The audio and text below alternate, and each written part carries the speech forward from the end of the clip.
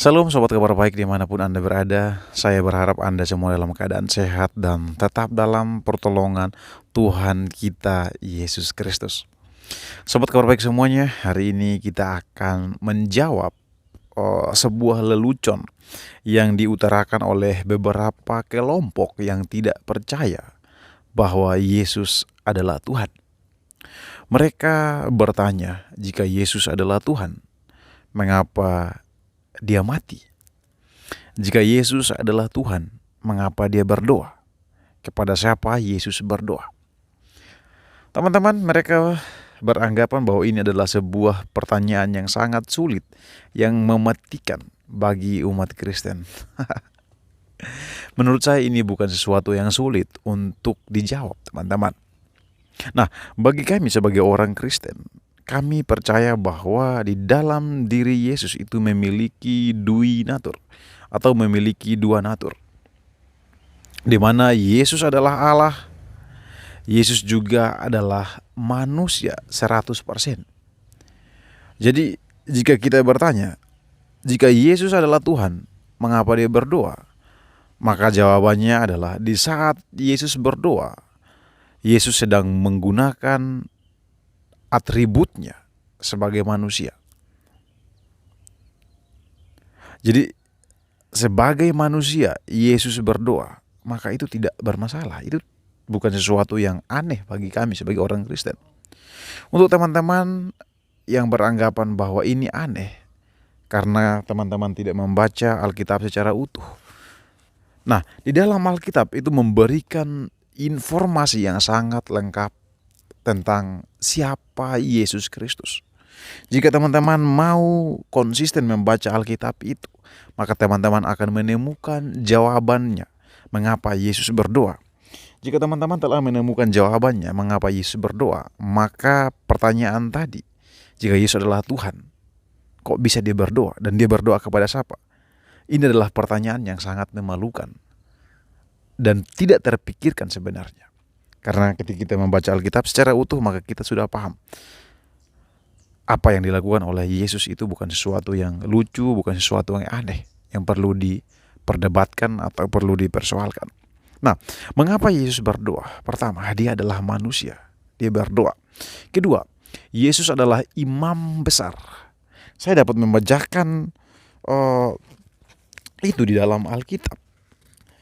Teman-teman, di sini Ibrani 4 ayat 14 berbunyi, karena kita sekarang mempunyai imam besar yang telah melintasi semua langit, yaitu Yesus Anak Allah.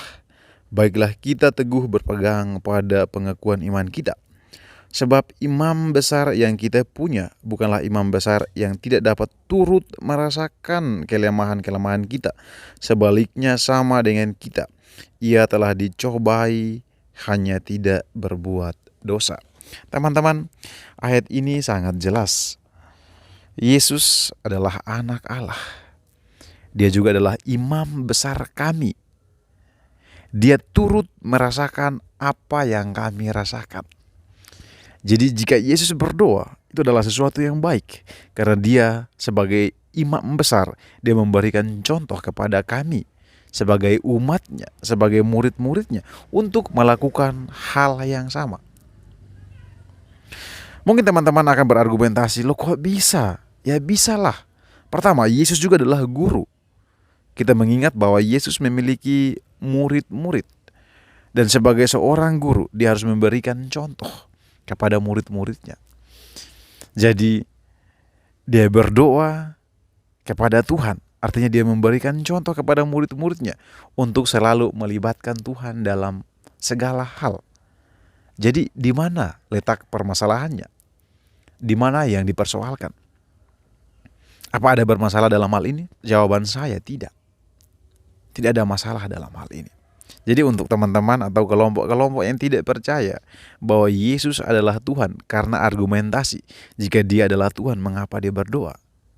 Jika dia adalah Tuhan, mengapa dia bisa mati?